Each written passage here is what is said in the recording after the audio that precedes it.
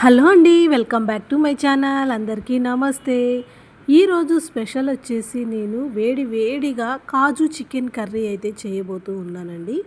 చిక్కటి గ్రేవీతో, కమ్మటి రుచితో రోటీస్లోకైనా, చపాతీస్లోకైనా, రైస్లోకైనా, దేనిలోకైనా సరే పర్ఫెక్ట్గా సెట్ అయ్యేటువంటి ఈ చికెన్ కర్రీ నా స్టైల్లో ఎలా చేస్తున్నాను అనేది ఇక్కడ వీడియోలో క్లియర్గా చూపిస్తున్నాను. వీడియో నచ్చితే మాత్రం ప్లీజ్ ఒక లైక్ అనేది ఇచ్చి సపోర్ట్ చేయండి. ఇప్పుడైతే నేను కర్రీ ఎలా చేస్తున్నానో చూపిస్తానండి. ముందైతే చికెన్ని శుభ్రంగా 3-4 సార్లు కడిగి పెట్టుకోవాలి. తర్వాత ఫ్రెష్గా అల్లం వెల్లుల్లి పేస్ట్ నూరి పెట్టుకున్నానమాట. దీనికోసం అయితే 2 పెద్ద ఉల్లిపాయలు, ఇక్కడ నేను జార్లో చూపిస్తున్నది వచ్చేసి టమాటో, 2 పచ్చిమిర్చి, అలాగే జీడిపప్పు 3 కూడా పచ్చివే నేను మిక్సీ అనేది వేసుకున్నానండి. ఇక్కడైతే మీకు స్టవ్ పైన కడాయి పెట్టుకున్నాను కదా, ఇంకా కర్రీ ప్రిపరేషన్ అనమాట. 2 టేబుల్ స్పూన్ వరకు ఆయిల్ వేసాను. నేను తీసుకున్నటువంటి ఈ చికెన్కి ఈ ఆయిల్ అనేది సరిపోతుందండి. చూడండి, ముందుగా ఆయిల్ వేడైన తర్వాత 2 ఇలాచి, 1 చెక్క, 1 బిర్యానీ ఆకు అయితే వేసుకున్నాను. ఎందుకంటే ఇవి మన కర్రీకి మంచి అరోమాని, ఫ్లేవర్ని ఇస్తాయన్నమాట.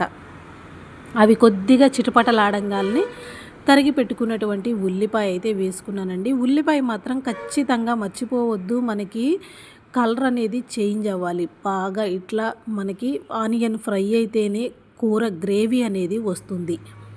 అందుకే నేను ఎప్పుడు ఆనియన్ని బాగా ఫ్రై చేసుకుంటానండి, గోల్డెన్ బ్రౌన్ కలర్ రావాలన్నమాట.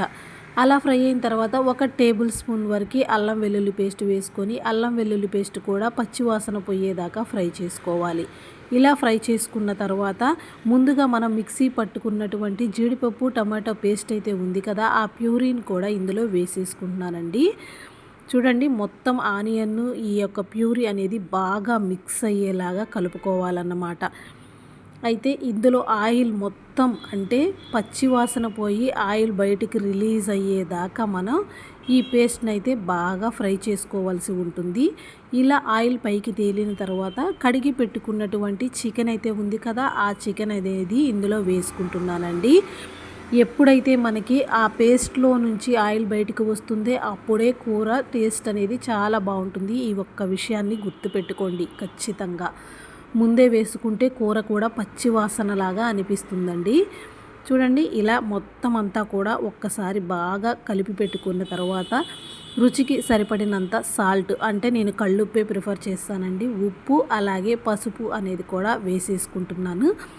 ఇలా వేసుకున్న తర్వాత మొత్తం అంతా మళ్ళీ ఒక్కసారి కలియబెట్టుకున్న తర్వాత దీనిని నేను మూత పెట్టి 5 మినిట్స్ వరకు ఉడికిస్తానండి. అప్పుడు మనకి ఈ చికెన్ ముక్కల్లో నుంచి వాటర్ అనేది రిలీజ్ అవుతుందనమాట. ముందైతే మనం వాటర్ ఏమీ పోయిన అవసరం లేదండి, తర్వాత అదే అవసరంగా ఉంటుంది. అంటే ఇలా చికెన్ ముక్కల్ని కదిలించుకుంటూ ఉన్నట్లయితే కనుక ఆ చికెన్లో ఉన్న వాటర్ అంతా కూడా మనకి బయటకు రిలీజ్ అవుతూ ఉంటుంది. ఇలా 5 మినిట్స్ వరకు ఉడికించుకొని పచ్చివాసన అంతా కూడా పోవాలి. చికెన్ కూడా పచ్చివాసన లేకుండా ఈ మసాలాలు అనేది ముక్కకి బాగా పట్టేంత వరకు మరొక 5 నిమిషాలు మూత పెట్టి మగ్గనిచ్చుకోవాలండి. మగ్గిన తర్వాత చూడండి, మనకి థిక్గా గ్రేవీ అనేది కూడా బయటికి వస్తూ ఉంది. ఇలా ఉన్నప్పుడే నేను 1/2 గ్లాస్ వరకు వాటర్ అనేది పోసుకుంటున్నాను. ఇందాకలు మనం టమాటా పేస్ట్ వేసుకున్న జార్ అయితే ఉంది కదా, దానిలో వాటర్ పోసి మొత్తం క్లీన్గా చిలికిచ్చినట్టు పోసానమాట. చూడండి, ఈ వాటర్ పోసుకున్న తర్వాత మరొకసారి కర్రీని అయితే కలిపేసుకుంటున్నాను. కలిపిన తర్వాత మూత అనేది పెట్టుకొని మనం 5 మినిట్స్ వరకు మళ్ళీ కుక్ చేసుకోవాలి. అప్పుడే ముక్కలు అనేది మెత్తగా అవుతాయి అన్నమాట. 5 నిమిషాల తర్వాత 1 టేబుల్ స్పూన్ వరకు కారం అనేది వేసుకుంటున్నానండి. నేను వేసేది చిన్న స్పూన్ కాబట్టి 2 సార్లుగా చూయించాను మీకు. మీ గ్రేవీకి అంటే మీరు తినగలిగినటువంటి స్పైసీకి తగ్గట్టుగా కారం అనేది వేసుకోండి. మనం జీడిపప్పు, టమాటో పేస్ట్ వేసాం కాబట్టి కొద్దిగా కారం అనేది ఎక్కువగానే పడుతుంది. ఎందుకంటే ఆ జీడిపప్పు పేస్ట్ అనేది కూరకి చప్పదనాన్ని తీసుకొస్తుంది కదా, అందువల్ల అన్నమాట. అలా వేసుకున్న తర్వాత 2 రెమ్మల కరివేపాకు అనేది వేసి మూత పెట్టి మరొక 5 నిమిషాలు కుక్ చేసుకోవాలి. చూడండి, 5 నిమిషాల తర్వాత మన కర్రీ అయితే అసలు మంచి గుమాయించి వాసన అయితే వస్తుంది.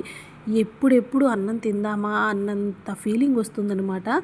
అదేంటో అండి, ఇంట్లో పిల్లలకైనా పెద్దవాళ్ళకైనా నాన్ వెజ్ వండామంటే చాలు, అసలు ఉడుకుతున్నప్పుడే ఇంకా తినేస్తే బాగుండు అని అనిపిస్తూ ఉంటుంది.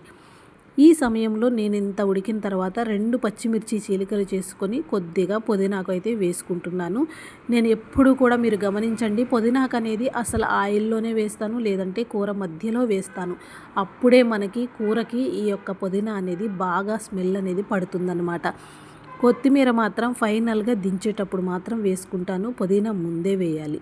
అలా వేసి 5 నిమిషాలు ఉడికిన తర్వాత కొద్దిగా ధనియాల పౌడర్, అలాగే కొంచెం జీలకర్ర పొడి, అలాగే ఫైనల్గా గరం మసాలా పొడి, ఈ 3 కూడా 1/2 టేబుల్ స్పూన్ వరకు వేసేసుకున్నానండి. ఇలా వేసుకున్న తర్వాత మొత్తం ఒకసారి మిక్స్ చేసుకుంటున్నాను. ఇలా మిక్స్ చేసుకున్న తర్వాత మీ రుచికి సరిపడినట్లు ఉప్పు కారం అడ్జస్ట్ చేసుకొని ఫైనల్గా 2 నిమిషాలు ఉడికించుకోవాలి. ఇలా ఉడికిన తర్వాత కొత్తిమీర అనేది వేసుకుంటున్నానండి. చూడండి మన కర్రీ అయితే ఎలా రెడీ అయిపోయిందో, చాలా యమ్మీగా చాలా టేస్టీగా అయితే వచ్చిందండి ఈ చికెన్ కర్రీ మాత్రం. మీరు కూడా తప్పకుండా ట్రై చేయండి. అట్లాగే ఈ కర్రీ ఉడికేలోపే నేను రైస్ అనేది కూడా పెట్టుకున్నానండి. ఎందుకంటే ఇందాకల నుంచి చెప్తున్నాం కదా, అసలు ఒక పక్క కూర ఉడుకుతుంటే ఇంకో పక్క ఎప్పుడు తిందామా అనిపిస్తూ ఉంటుంది.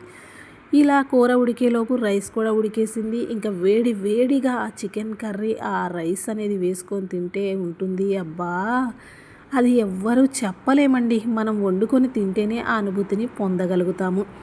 ఫైనల్గా నేను చేసిన కర్రీ అనేది మీకు ఎలా అనిపించింది కామెంట్లో తెలియచేయండి. మీరు కూడా తప్పకుండా ఒకసారి ఇలా ట్రై చేయండి.